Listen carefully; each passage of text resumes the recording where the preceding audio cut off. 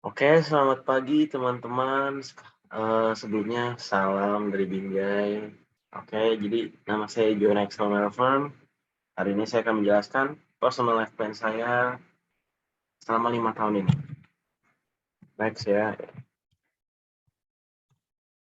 Oke, jadi materi presentasi saya ini ada 3, target tahunan, rencana pengembangan diri, dan analisa SWOT. Jadi ini adalah target setiap tahun dalam 5 tahun ke depan ya. Habis ini saya akan menjelaskan. Yang pertama, target di tahun 2022. At least bisa dapat IPK minimal 3 lah. Di semester 2, 3, semester 1 juga ya. Juga bisa menikmati kehidupan anak kuliah online maupun offline. Jadi kayak ya anak kuliah biasa lah. Ya kayak nongkrong lah, kerja kelompok bareng, belajar bareng ya kan. Terus bisa mengembangkan soft skill diri seperti leadership agar bisa memimpin suatu bisnis. Ya kayak bapak saya aja ya, kan punya bisnis. Kalau nggak bisa leadership gimana? Lebih cocok ke karyawan dong biasanya ya kan. Emang sih kalau mau buka bisnis ya harus punya leadership. Makanya saya di awal ini belajarnya ngembanginnya soft skill-nya apa ya, leadership. Terus yang keempat bisa menyelesaikan keinginan saya, yaitu menyelesaikan proyek mobil saya. Mobil saya itu adalah Jazz. Ya 80% hampir selesai. Cuman kan ya nyari part yang saya pengen juga susah kan, sama uangnya juga susah. Harus nabung dulu. Emang mahal main mobil ya. Terus yang terakhir udah pasti ya, semua orang juga begini lah yang masuk kuliah. Pasti ingin menambah koneksi biar biar relasi itu berguna buat bisnis, buat lebih mudah, dapat lebih mudah kerjasama, dapat bantuan lebih mudah juga. Menurut saya ya. Oke, next ke 2023 ya. Target di tahun 2023 ini sudah bisa membuka bisnis di bidang F&B seperti daging ayam atau cemilan atau semacamnya, pokoknya di bidang makanan lah. Karena emang bapak saya kan beras juga. Saya juga tertariknya sama makanan. Terus bisa terus menambah koneksi seperti di 2022, saya bakal terus menambah koneksi sebanyak-banyaknya. Bisa terus mengembangkan soft skill saya dalam bidang leadership, serta bisa sekalian mengembangkan lah communication skill biar bisa komunikasi dengan orang lebih baik. Kan kalau buka bisnis juga nggak perlu, bukan leadership doang yang diperlukan, communication kan juga buat ke bawah-bawah karyawannya biar lebih gampang ya kan, biar lebih kompromi lah karyawan. Itu menurut saya. Dan seperti biasa dapat IPK minimal 3 lah. Next. Target di tahun 2024. Di sini saya berharap bisnis saya sudah berjalan. Walaupun belum, juga saya akan terus berusaha. Saya akan memberikan yang terbaik ya buat 2024. Terus mengembangkan soft skill saya di bidang communication ya, tetap communication. Karena memang communication itu susah, butuh tahunan ya. Terus mendapatkan IPK minimal 3 seperti biasa, terus bisa mengembangkan hard skill berupa time management supaya bisa memanfaatkan waktu dengan lebih bijak. Emang sih saya sebenarnya dulu saya time manajemennya lebih baik. Sekarang rada berantakan ya karena online pandemi ini emang sebenarnya mengganggu time management. Cuman kalau kita tempa terus pasti bisa time management, bisa pasti gampang. Next di tahun 2025 di sini kalau mau saya inginnya sih ya, harapan saya sudah punya bisnis yang berjalan dengan lancar. Terus juga menekuni bisnis lainnya agar bisa memperlebar penghasilan, bisa menambah koneksi agar bisa mengekspand bisnis saya berjalan saat itu. Expand tuh biar lebih berkembang lah. Jadi bisa franchise kan, biar lebih banyak. Bisa mengembangkan hard skill saya berupa mampu berbahasa asing seperti bahasa Inggris maupun bahasa Mandarin.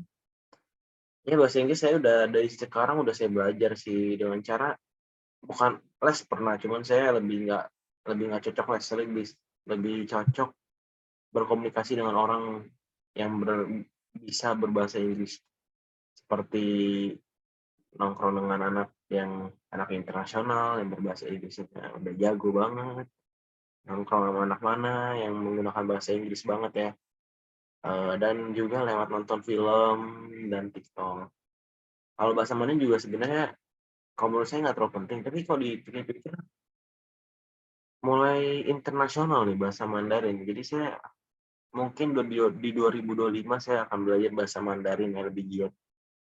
Dan di terakhir ya minimal 3 seperti biasa, seperti di tahun sebelumnya. Next. Yang ini adalah target di tahun 2026. Di sini sama mirip lah sama 2025. Terus mengekspand bisnis saya dengan hati-hati, takutnya kan satu yang jelek, yang lainnya ikut jelek kan. Terus mencari bisnis lainnya yang memiliki prospek yang baik. Maksud saya itu cari franchise. Nah, ini kan dijelasin di bawahnya mencari franchise suatu usaha dengan prospek yang sangat baik ke depannya. Dan ini target saya mendapatkan penghasilan sebulan minimal 30 juta.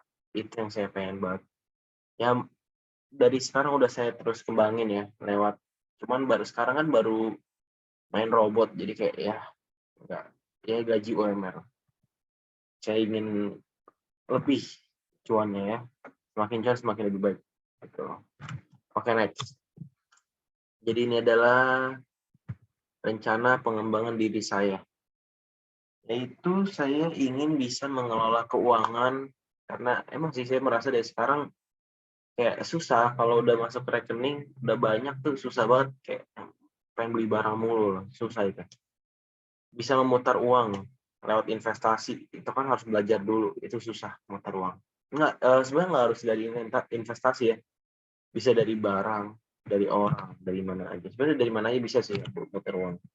Pinter-pinternya kita aja. Terus memiliki time management yang lebih baik. Emang makanya tadi di 2024 saya bilang saya ingin mengembangkan hard skill saya, yaitu memiliki time management yang lebih baik. Bisa hidup lebih sehat dan produktif, yaitu ya lebih sehat aja, nggak produktif, nggak, pokoknya yang nggak sehat singkirin deh jauh-jauh. Terus memiliki tubuh yang sehat, udah sama tadi, memiliki sumber penghasilan yang lebih besar, pasti dong. Setiap manusia kan pasti ingin lebih, nggak ada puasnya. Itu saya.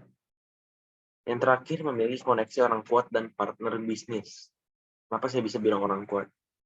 Nah, karena di bisnis emang sebenarnya di Indo tuh hukumnya pada nggak jelas ya. Jadi kita emang butuh polisi biar lebih mudah. Kenalan orang-orang kuat emang jenderal, biar lebih mudah gitu. Jadi kalau at least kita kena masalah atau apa, kita bisa hubungin mereka, kita nggak hilang uang banyak dan waktunya juga ke-save-nya tuh lebih banyak gitu menurut saya. Partner bisnis juga penting. Kalau dapetnya yang bodoh, gimana kan? Emang kita kalau mau cari partner bisnis harus di-filter dulu sebenarnya, emang susah. Oke, itu aja ya. Sekian, next. Ini adalah analisa SWOT saya. Strong-nya itu, ya ini bukan menurut saya, ini menurut teman-teman saya. Mereka pada bilang saya mandiri, memiliki time management yang cukup baik, kreatif orangnya. Kreatif itu saya emang udah teruji ya di tes IQ ya.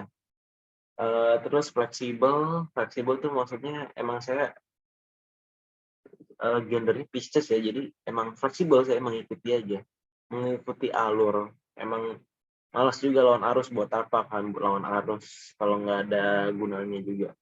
Sama yang terakhir ya, saya kadang percaya diri, kadang enggak sih sebenarnya, kadang pede, kadang enggak. Cuma itu namanya manusia ya, ada insecure ya. Terus yang weakness itu udah pasti ya, ini emang sih malas, udah terdistraksi saat di kelas gitu. Sering mengantuk, nggak tahu kenapa, saya emang keluarga saya suka ngantuknya gampang nih. Emang rada hedon juga ya, yang kayak saya bilang tadi, buat buat apa tadi, menjaga uang itu emang susah gitu loh. Terus sama kurang lancar berbahasa asing, Inggris sudah lancar beda dikit. Mandarin saya tidak, sama sekali tidak lancar. Opportunities, memiliki teman yang sudah memiliki bisnis sehingga saya bisa melakukan kolaborasi dengannya. Bukan kolaborasi aja, saya juga bisa belajar dari mereka atau gimana. Menurut saya ya, karena ya itu sih opportunity saya, makanya seperti yang saya bilang, terus menambah koneksi ya. Makanya sekarang saya juga sudah memiliki koneksi dari teman yang bisa jualan barang, yang bisa investasi, bisa memutar uang di cara lainnya yang tidak terpikirkan. Sebenarnya ada banyak nih cara yang emang kitanya aja yang nggak tahu sebenarnya. Dari robot juga ada gitu. Terus yang ini lingkungan universitas yang memungkinkan kita untuk bisa menambah koneksi lagi, itu benar banget. Karena emang ya mungkin karena universitas Prasetya Mulia tuh lebih membantu kita menambah koneksi dibanding kuliah lain, saya berasa. Karena teman saya ada kuliahnya ya, dia mau cari teman susah banget. Dibanding saya cepet banget langsung cari teman. Padahal dia orangnya lebih pede gitu, lebih gampang cari teman, lebih terkenal dari saya padahal. Jadi emang Prasetya Mulia hebat sih. Dan yang terakhir itu adalah track. Jadi ini sebenarnya emang susah, saya pengen quit cuman kayak susah gitu. Ini aja nih, banyak teman yang ngajak nongkrong sehingga akan mudah terdistraksi dari belajar. Ini benar banget. Emang sih ada beberapa ngajak terus walaupun saya besoknya ada ujian lah atau apa lah. Mereka ngajak yang bikin saya jadi kayak, aduh mager belajar, jadi pengen nongkrong gitu kan.